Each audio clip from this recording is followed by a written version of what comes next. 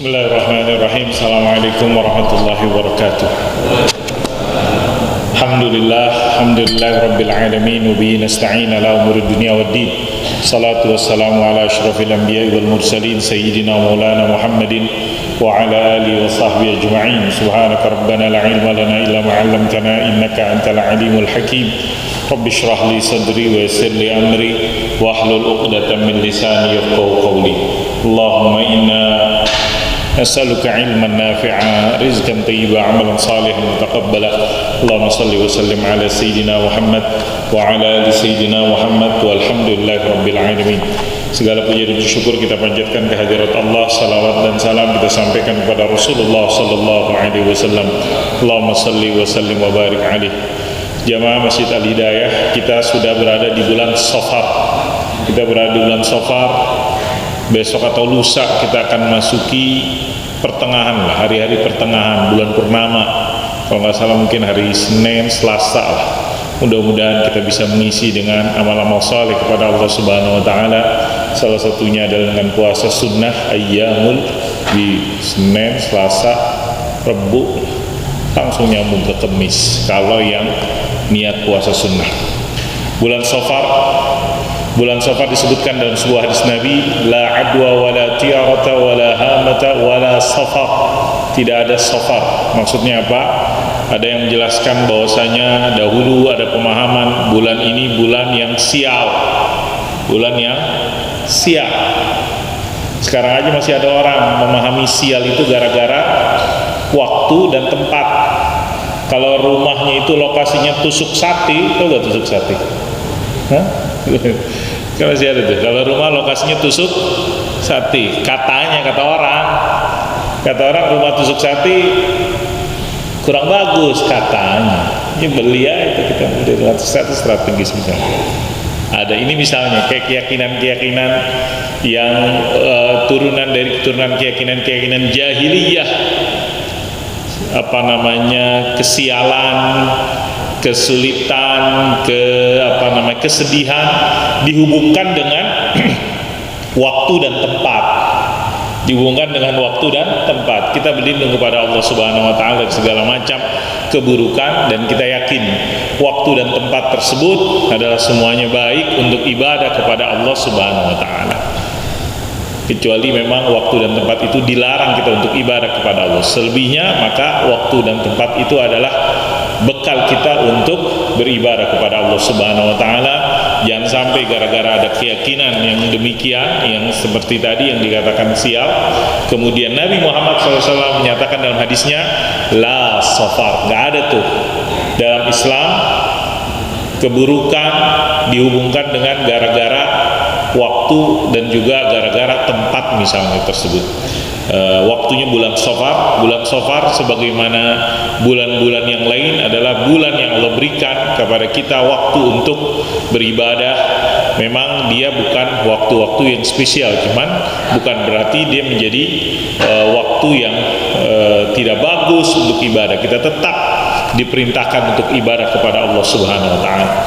Jamaah Masjid Al-Hidayah, kita kembali mengkaji hadis-hadis dari Sayyidina Maulana Muhammad sallallahu alaihi wasallam yang berhubungan dengan kisah bulan yang lalu. Ada yang masih ingat gak kisahnya apa yang bulan lalu tersebut? Lupa kisahnya. Padahal kenapa dipilih hadis-hadis kisah? Mudah-mudahan kagak lupa orang kalau ada kisah tersebut. Alhamdulillah, sebelumnya bukunya itu adalah Sahihul Qasasin Nabawi, kumpulan kisah-kisah dari hadis-hadis Nabi yang sahih. Alhamdulillah, saya nyari lagi bukunya udah selesai itu yang udah kita baca. Alhamdulillah, ternyata penulis yang sama melanjutkan, dia kumpulin juga tuh hadis-hadis tentang kisah dalam bukunya Qisasul Ghaib fi Sahihil Hadisin Nabawi. Saya nyari ini isinya apa, materinya tersebut tentang hadis-hadis kisah. Kemudian alhamdulillah ternyata ada juga buku lanjutan, penulisnya sama Dr. Umar Sulaiman Al-Ashqar. Saya nggak tahu nih masih hidup atau meninggal, hafizahullah ta'ala. Beliau ternyata melanjutkan kisah-kisah dari hadis-hadis Nabawi. Cuman kalau yang dulu yang pernah kita baca Ada 50-an lah kurang lebih kisah tersebut, kisah-kisah yang sudah terjadi, kisah-kisah yang sudah terjadi, yang Nabi Muhammad SAW ceritakan tentang kisah-kisah umat terdahulu. Misalnya yang diabadikan di Al-Quran tentang nabi-nabi. Nabi-nabi sudah terjadi dulu sebelum Nabi Muhammad. Selain nabi-nabi ada misalnya di surat Al-Buruj Ashabul Ukhdud, di surat Al-Kahf Ashabul Kahf, dan yang lain-lain disebutkan dalam hadis-hadis Nabi. Nah, penulis ngumpulin juga, dia baca hadis-hadis, ternyata banyak juga cerita-cerita dari Nabi Muhammad SAW tentang what will happen in the future, apa yang akan terjadi di masa akan datang. Ini perkaranya gaib, perkara gaib, keimanan kita kepada Allah Subhanahu wa taala. Itulah yang beliau kumpulkan dalam bukunya Qisasul Ghaibi. Qisasul Ghaib, kisah-kisah yang belum terjadi. Kapan terjadinya? Wallahu a'lam bishawab. Masa yang akan datang, in the future. Qisasul Ghaib fi sahihil hadisin nabawi. Masih rujukan utamanya adalah hadis-hadis Nabi Muhammad SAW yang penulis kumpulkan hadis-hadis yang sahih, hadis-hadis yang sahih. Karena tadi kita sama-sama maklum dalam belajar ilmu hadis, para ulama rahimahumullahu taala berkhidmah menjelaskan kepada kita bentuk-bentuk hadis, kemudian hadis-hadis yang dapat diterima, yang kita yakini, yang masuk kategori yang dikatakan hadis-hadis sahih. Ada klasifikasinya. Inilah yang akan kita baca. Mudah-mudahan kita diberikan kemampuan oleh Allah Subhanahu wa taala. Nah, dalam kisah buku ini, jadi penulisnya masih yang sama, kurang lebih ada 50-an juga, 50-an kisah yang penulis kumpulkan, yang dia dipahamin, dikumpulkan masuk tadi Qisasul Ghaib. Dari 50 tersebut dia bagi kepada kurang lebih 3 kelompok. 3 kelompok. Kelompok pertama yang dikatakan masuk klaster kelompok hari kiamat. Hari kiamat. Yang kedua yang dikatakan perkara gaib tapi sudah terjadi, allati waqa'at. Kemudian yang ketiga qasasul ghuyub al-ati allati lam taqa' ba'd. Jadi yang ketiga perkara gaib yang belum terjadi. Kalau yang buku sebelumnya yang sudah sebelum zamannya Nabi Muhammad sallallahu alaihi wasallam. Kisah-kisah ini yang sesudah zamannya Nabi Muhammad sallallahu alaihi wasallam, ada yang di hari kiamat nanti belum terjadi. Kemudian yang kedua yang dikatakan qasasul ghaib allati waqa'at, kisah-kisah gaib yang telah terjadi. Kemudian yang berikutnya adalah qasasul ghuyub al-ati allati lam taqa' ba'd. Kisah-kisah gaib yang berikutnya yang belum terjadi. Nah, kita akan baca kelompok yang pertama. Kelompok yang pertama tadi kisah-kisah yang dikatakan hari kiamat. Hadis yang pertama, al-qissatul ula.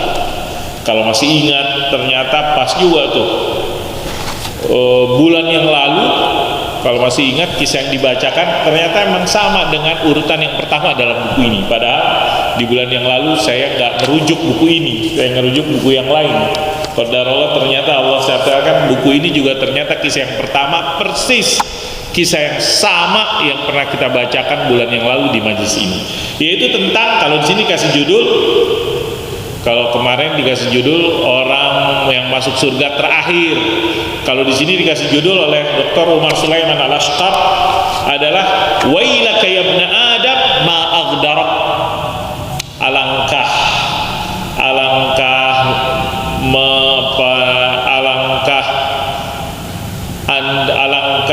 kurang bagusnya, saya cari katanya apa yang pas, kurang bagus, awailaka ya ibna Adam, alangkah buruknya engkau wahai manusia, engkau sering lupa janji, wailaka ya Adam wa aghdar. Kenapa? Karena kisahnya disebutkan diriwayatkan dari sahabat Abu Hurairah anna Rasul sallallahu alaihi wasallam haddatsa amma yakun min hisabil ibad fi yaumil ma'ad wa mururin nasi 'ala sirat. Redaksinya ada beberapa perbedaan tapi substansinya sama. Rasulullah sallallahu alaihi wasallam menyebutkan, menceritakan kepada sahabat-sahabatnya yang terjadi nanti di di hari kiamat, daripada orang harus ngelewatin sirat. Apa kata Nabi, summa yafrugullahu minal qada' bainal ibad, Allah selesai memutuskan di antara para hamba-hambanya, wa yabqa rajulun muqbilun biwajhi 'alan nar, kemudian tinggal ada satu orang ngadep mukanya ke neraka, huwa akhiru ahli nari dukhulan al jannah. Kata dalam hadis ini, dia adalah penduduk neraka yang terakhir yang Allah keluarkan, yang Allah masukkan surga. Fa yaqul ya Rabb isrif wajhi 'anil nar, dia berkata, lelaki tersebut, ya Allah, lindungi diriku dari api neraka. Fa innahu qad khashabani rihuha wa ahraqani zakauha, karena api neraka itu telah membakar saya, telah menyakiti saya, panasnya dan semisalnya. Fa yadullahu ma sya'yadu, dia berdoa kepada Allah, kemudian summa yaqulullah hal asaita in u'tita dzalika tas'alani ghairah. Allah berkata kepada hambanya tersebut, kalau saya berikan, terus Anda minta lagi gak yang lain?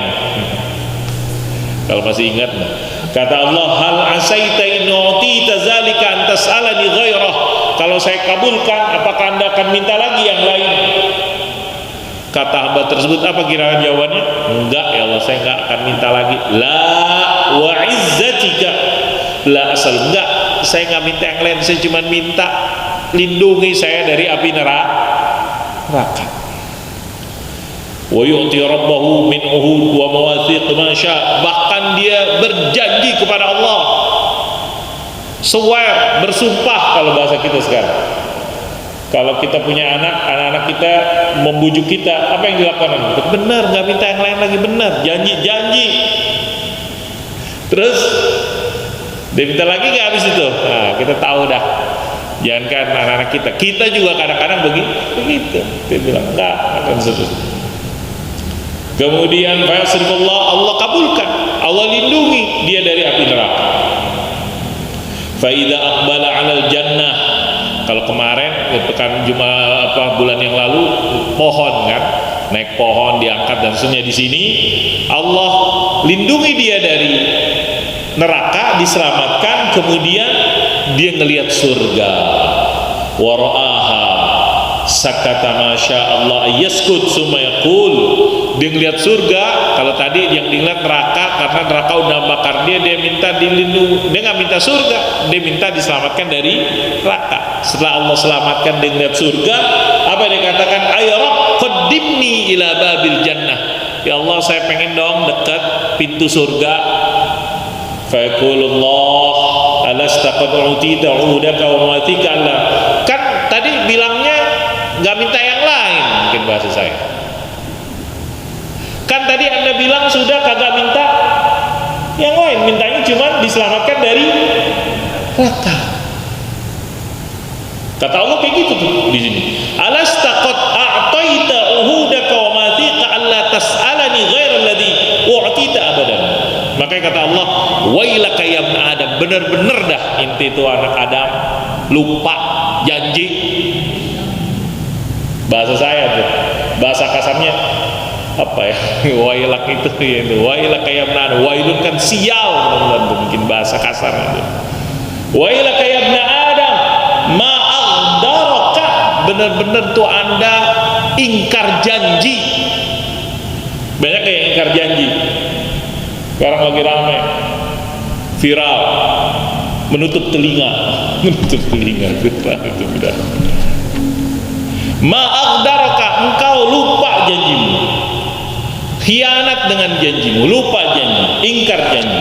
Fayaqul ya Rabb, anak manusia tersebut berkata, ya Rabb, wahai Allah, dia berdoa kepada Allah, ya Rabb masuk surga, ya Rabb masuk surga. Kemudian hatta yaqul hal asaita nu'tita dzalik, kata Allah, ya kalau saya kasih, minta lagi gak yang lain? Kata dia, la wa izzati, sama, tidak ya Allah, demimu, demi kemuliaanmu, saya tidak mau minta kepadamu selain itu. Wa yu'ti ma syaa min uhud wa mawathiq, kemudian dia berjanji, Allah kabulkan dia ke pintu surga. Tadi mintanya apa? Ke pintu surga. Kasih pintu surga. Fa yuqaddimu ila babil jannah. Fa idza qama ila babil jannah infahaqat lahul jannah fara'a fa fiha min al-habrati was-surur. Pas di pintunya kebuka atau kelihatan. Apa yang ada di surga? Wah, masya Allah. Di sini kan diberikan dalam hadis, terbuka pintu surga, dilihat minal habrati was-surur, daripada kenikmatan, ke apa ya bahasanya, kenikmatan dah, segala macam kenikmatan, kebahagiaan. Faskutu masya Allah, yaskut summa yaqul. Terus dia ngomong, ya Allah masukin dah surga ya Allah, dan ini udah di pintu nih, udah dikit lagi ya Allah. Sekarang dia ngomong, ay Rabb adkhilnil jannah, ya Allah masukin dah surga. Fayaqulullah, kata Allah, tuh kan bahasa saya, alastaqad a'taita uhuda qaumata, kan tadi udah janji kagak minta selain itu. Fayaqul, Allah mengatakan, benar-benar wailaka ya ibna Adam ma aghdarak, engkau benar-benar lupa ingkar janji. Fayaqul ay Rabb la akunanna ashqa khalqik, masa saya jadi orang yang sial ya Allah, nggak dapat masuk surga, saya nggak mau. Terus dia mohon kepada Allah Subhanahu wa taala sampai dikatakan hatta yadhaqallahu minhu, sampai dikatakan Allah tertawa. Ma yadhaqu tertawa. Fa idza dhahika minhu qala, kemudian setelah itu Allah mengatakan, ya udah masuk surga. Masuklah surga. Fa idza dakhala qala Allah tamanna fa sa'ala rabbahu wa tamanna. Anda udah masuk surga, silakan. Anda pengen apa? Silakan. Hatta inna yaqul yaqul kada wa kada hatta inqata'at bil amani qalu dzaka laqaumitu. Kemudian dia ngomong A B C D dan seterusnya, kata Allah, itu yang akan kau diberikan semuanya dan berkali-kali lipat. Dalam riwayat lain, engkau dikasih di surga tersebut 10 kali kenikmatan yang ada di dunia. Sampai dalam riwayat lain. Ini hadis ini kalau masih ingat, bulan lalu kayaknya sudah pernah dibacakan substansinya, cuman redaksinya ada perbedaan. Bulan lalu itu yang saya kutip hadisnya riwayat Imam Muslim yang tadi dibacakan, oleh penulis dikatakan riwayat Imam Bukhari rahimahullahu taala. Ini tentang kisah orang yang terakhir masuk surga. Masuk surga, di sini dijelaskan bagaimana dia minta kepada Allah, kemudian dia berjanji, kemudian dia melupakan janji, dia minta terus kepada Allah Subhanahu wa taala, sehingga katanya ma aghdarak alangkana. Saya langsung kepada apa yang dikatakan faedah-faedah, hikmah-hikmah atau pelajaran-pelajaran yang bisa kita ambil dari hadis ini. Dalam riwayat lain ada tambahan yang menarik. Disebutkan dari tadi riwayat sahabat Abu Hurairah, di sini riwayat sahabat Abdullah bin Mas'ud radhiyallahu anhu. Dikatakan orang tersebut ketika masuk surga dia bilang kepada Allah, ya Allah, ketika Allah memerintahkan kepadanya izhab fadkhulil jannah ya'tiha fayukhayyal, dia kebayang, wah surga udah penuh katanya, takut dia kebayang tadi surganya udah, ini kan terakhir tuh, fayukhayyal annamal, nggak ada tempat lagi di surga. Dia udah takut demikian. Allah perintahkan, udah masuk surga sampai 2 kali. Setiap dia kali tersebut dia kebayang penuh, surganya dikatakan penuh, nggak ada tempat buat dia. Ketika dia masih ragu tersebut, baru Allah katakan dari riwayat Imam Muslim, masuklah surga karena engkau, yang tadi saya katakan, engkau fa innalah, engkau di surga tersebut seperti 10 kali lipat yang ada di dunia. 10 kali lipat yang ada di dunia. Ini riwayat-riwayat tentang hadis orang yang terakhir yang dikatakan masuk surga. Siapa dia? Wallahu alam. Ada keterangan ulama, dia adalah lupa, ada umat-umat terdahulu yang dahulunya diwafatkan dan semisalnya. Apa kira-kira pelajaran yang disebutkan dari hadis ini? Yang pertama, Dr. Umar Sulaiman Askar mengatakan hadis ini menggambarkan kepada kita jamaah yang dirahmati Allah, sa'atul jannah, betapa luasnya surga tersebut, betapa besarnya karunia dan nikmat yang Allah berikan kepada orang yang masuk surga. Allahumma inna nas'alukal jannah, Allahumma inna nas'alukal jannah, Allahumma inna nas'alukal jannah. Ada dalam doa Nabi, Allahumma inna nas'alukal jannah wa qarba ilaiha min qaulin wa amal. Kita mohon kepada Allah agar dimasukkan surganya Allah Subhanahu wa taala. Kalau di hadis ini yang terakhir masuk surga aja dapat 10 kali dunia, gimana ya? Gitu.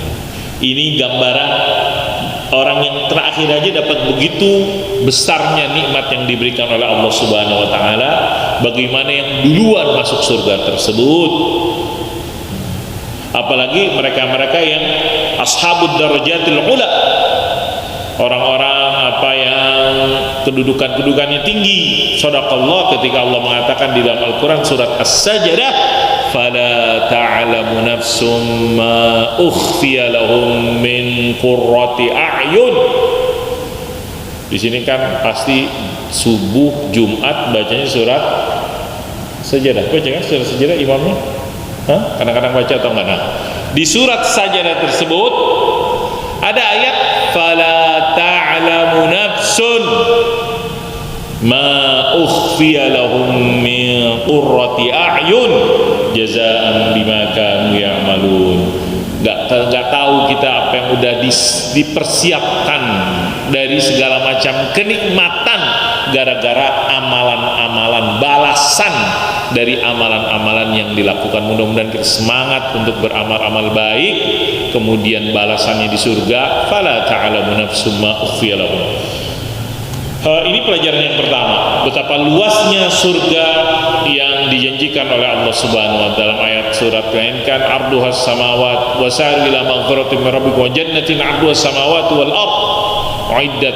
Luasnya itu lebarnya, yang katakan lebarnya atau luasnya itu lebarnya langit dan bumi.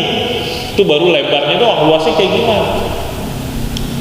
Hadis-hadis ini juga pelajaran yang kedua, hadis-hadis ini gaib, perkara gaib.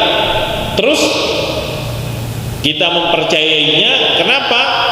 Karena sanadnya itu hadisnya hadis sahih, hadis-hadis sahih tersebut. Kalau ada yang mengingkari, ya dia mengingkari hadis sahih dari Nabi Muhammad SAW. Kemudian, dalam hadis ini juga kata penulis menjadi pelajaran ataupun dalil wadih, menjadi bukti yang sangat nyata yang diyakini oleh ahlus sunnah wal jamaah. Apa yang diyakininya? Bimkani dukhuli usatil muwahhidin an-nar. Orang-orang yang punya tauhid sekalipun dia bermaksiat, mudah-mudahan kita terhindar dari maksiat, mudah bagi Allah Subhanahu wa taala bisa dia dimasukkan ke dalam surganya. Setelah dia dimasukkan ke neraka, dikeluarkan oleh Allah dari neraka, dimasukin ke dalam surganya Allah Subhanahu wa taala. Kemudian yang keempat pelajarannya, manusia itu, kita ini potensi dalam diri kita adalah kagak sabaran. Kagak sabar kita. Qillati sabril insan ala ma huwa fi min ar-raha. Dikasih nikmat ya. Jadi kan udah dikasih nikmat, tapi kita pengen yang terus inilah kita. Jadi hamba Allah yang bersyukur itu kagak mudah. Makanya dikatakan sedikit hamba-hambaku yang bersyukur. Wa qalilun min ibadiyasy syakur. Karena gak gampang bersyukur kepada Allah Subhanahu wa taala. Sini dijelaskan oleh penulis betapa manusia itu sabarnya itu ya gak sabaran. Padahal dia udah dapat kenikmatan, dia pengen yang lebih. Sebagaimana yang terjadi dari kisah yang tadi dibacakan dalam hadis tersebut. Ghadrul insan, yang kelima pelajarannya, betapa manusia tersebut sering dia ingkar janji. Kita ada potensi kita mengingkari janji kita. Betapa banyak kita ngomong ya nanti, ternyata sampai sekarang belum jadi, masih banyak. Ghadrul insan, ingkarnya, lupanya, lalainya manusia, wa adam wafa'i bi uhudihi, dan dia tidak menepati janji-janjinya sampai kepada Allah, janji kepada Allah subhanahu hatta ma'a rabbih. Ke orang kita ingkar janji, ke manusia kita ingkar janji, ke Allah ini contohnya. Bagaimana ghadrul insan wa adam wafa'ihi bi uhudihi hatta ma'a rabbih.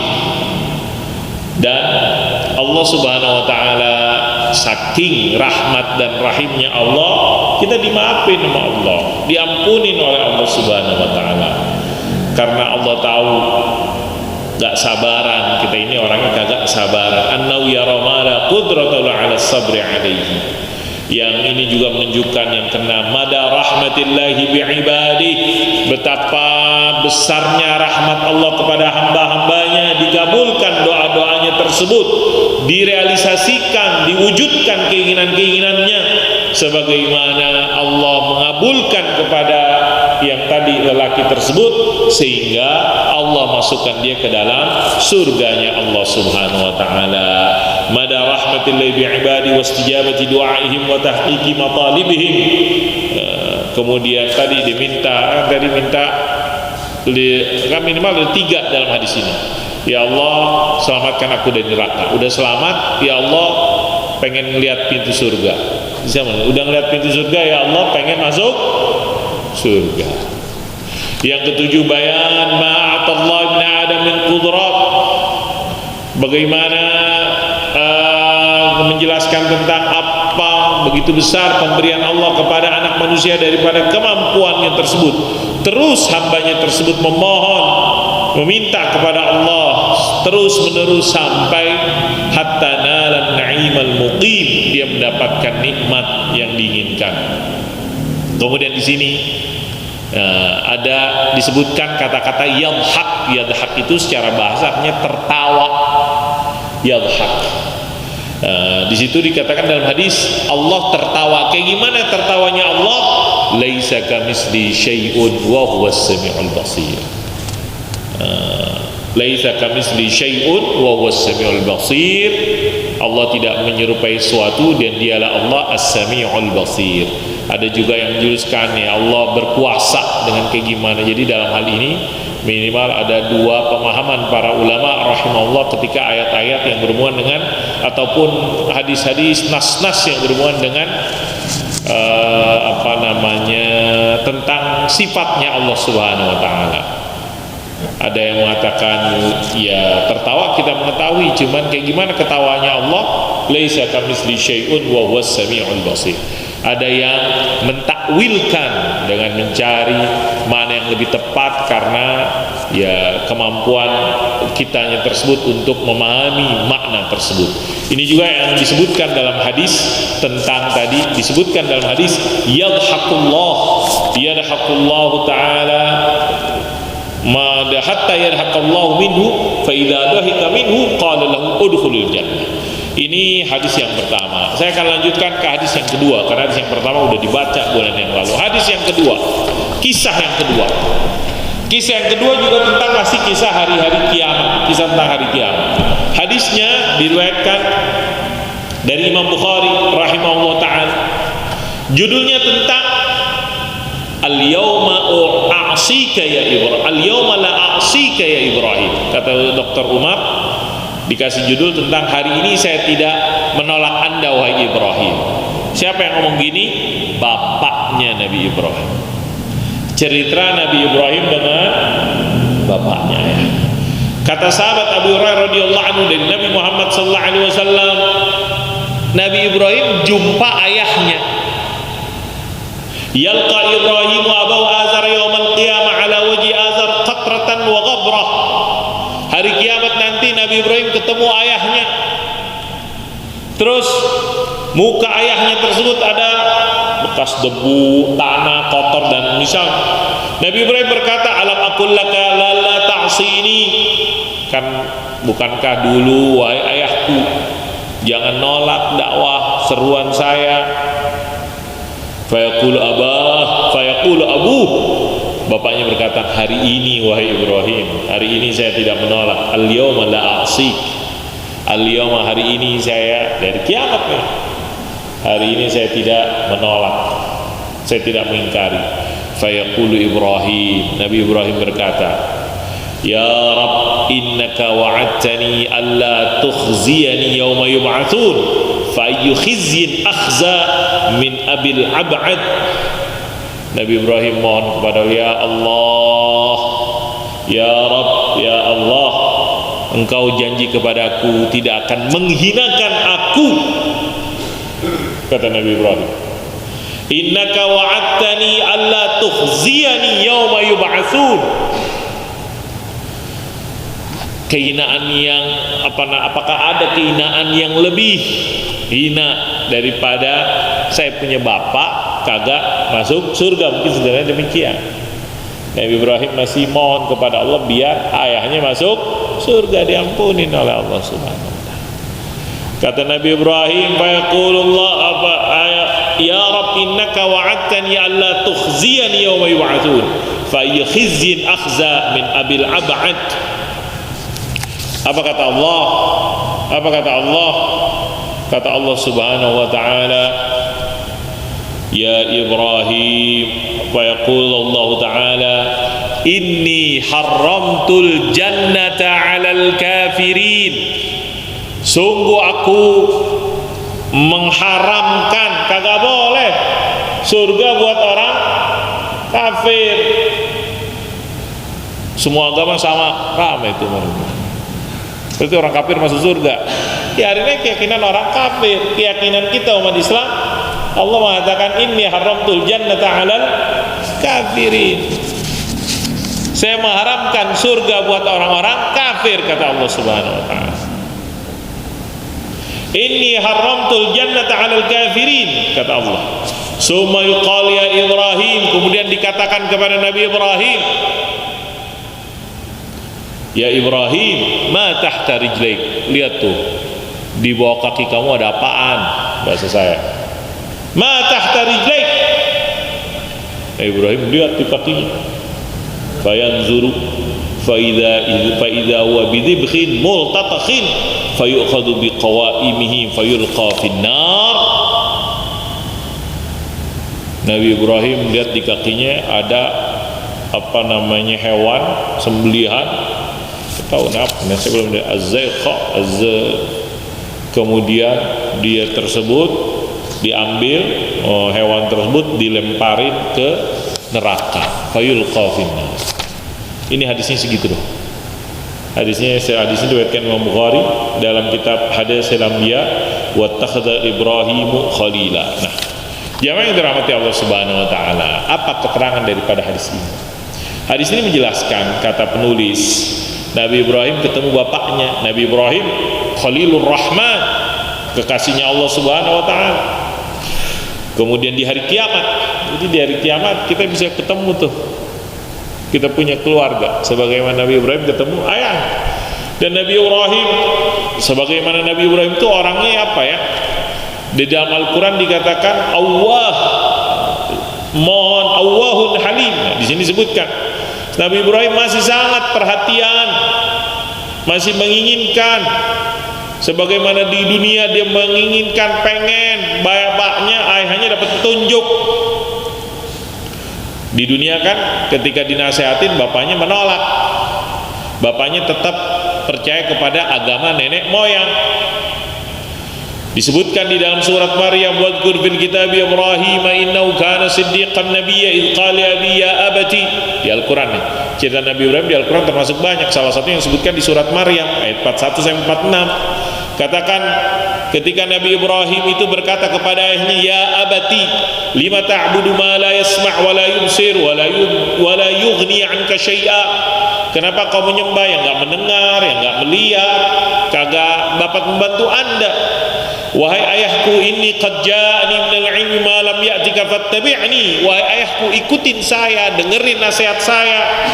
Wahai ayahku, ya abati la ta'budi syaitan, jangan sembah syaitan. Ya abati inni, wahai ayahku, saya takut. Ini surat Maryam.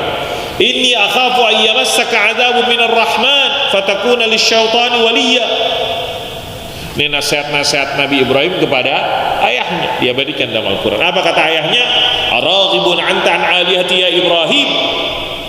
Kamu memang benci wahai Ibrahim kepada Tuhan-Tuhan saya kalau nggak diam saya akan la arjumannak, saya mungkin pukul kamu dan semisal. Wahjur, udah tinggalin saya, kata ayahnya di dunia.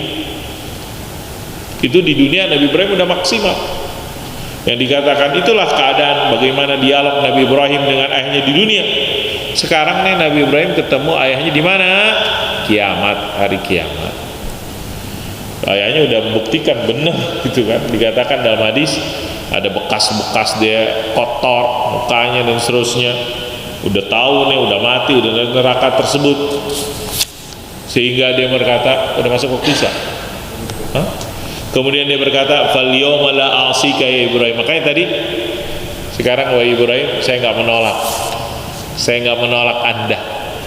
Ya, di akhir di kiamat dia bilang fal yawma la a'sika abada.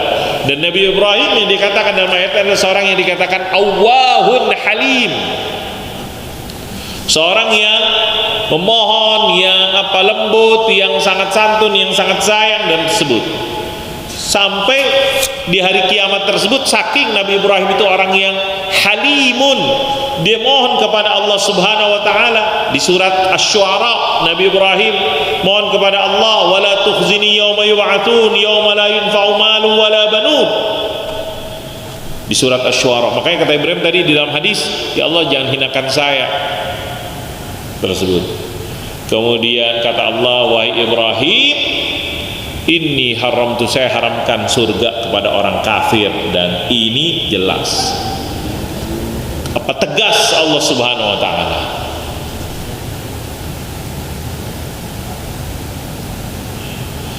Kemudian tapi terus bagaimana dengan Nabi Ibrahim, dihinakan enggak? Nah, tapi dalam hadis tersebut ayahnya dirubah oleh Allah. Faqad masakhallahu zaykhan, jadi hewan tersebut idab'an.